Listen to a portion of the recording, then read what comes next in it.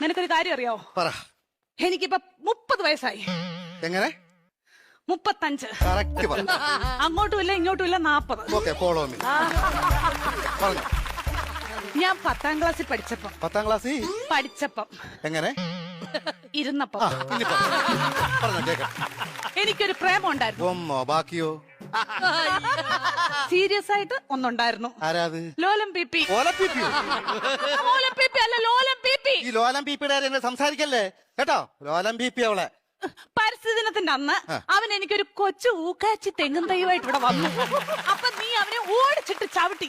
അതിനുശേഷം അവൻ എന്റെ മുഖത്ത് പോലും നോക്കത്തില്ല. എന്ത് പോലും ഞാൻ കണ്ടിട്ടില്ല. എങ്ങനെ ഇച്ചാച്ചി ചവിട്ടാതിരിക്കും അവന്?